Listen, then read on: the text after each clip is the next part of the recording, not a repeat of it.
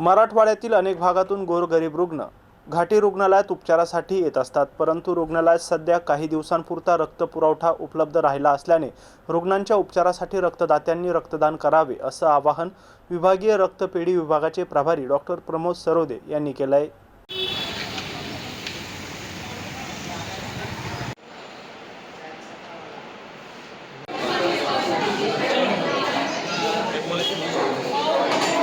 नमस्कार, मी डॉक्टर प्रमोद सरोदे, विभागीय रक्तपेढी प्रभारी, शासकीय वैद्यकीय महाविद्यालय व घाटी रुग्णालय।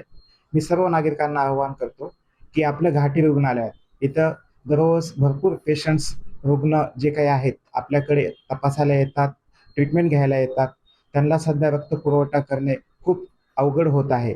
जे काही सध्या रक्तसाठा आहे घाटी रुग्णालयात हा 5 ते 6 दिवस जाईल एवढाच आहे। सध्या प्रचंड उन्हामुळे जे काही रक्तदान शिबिरे आहेत ते रक्तदान शिबिरे आयोजन करण्याचे प्रमाण खूप कमी झाले आहे।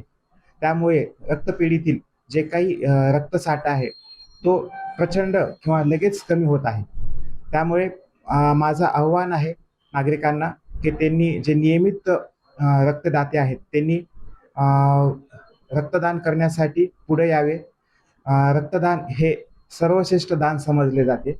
रक्त हे काही आपण कृत्रिमरित्या तयार करू शकत नाही, ते मानवाकडून किंवा रक्तदात्याकडूनच आपल्याला घ्यावे लागते। त्यामुळे आणि एका रक्तपिशवीतून आपण 3 रुग्णांना मदत करू शकतो। अशा कंडिशनमध्ये मी एकच सांगू शकतो की उन्हामुळे रक्तदान थांबवू नका। त्यामुळे कारण त्याच्यावर कोणाचे ना कोणाचे आयुष्य अवलंबून आहे। त्यामुळे मी आव्हान करतो कंपनीत किंवा पंचतारांकित कंपनीत जिथे रक्त संकलन करण्याचं AC मध्ये आपण रक्त कलेक्शन करू शकतो त्यांना आवर्जून आव्हान करतो। तसेच राजकीय नेत्यांना आणि जे काही सामाजिक घटक आहेत आपल्यातील त्यांनी पुढे येऊन रक्तदान किंवा रक्त शिबिर करण्यासाठी पुढे यावे। आपले मित्रमंडळ किंवा आपले नातेवाईक, आपले सहकारी यांना स्वेच्छेने रक्तदान करण्यासाठी प्रोत्साहित करावे। धन्यवाद।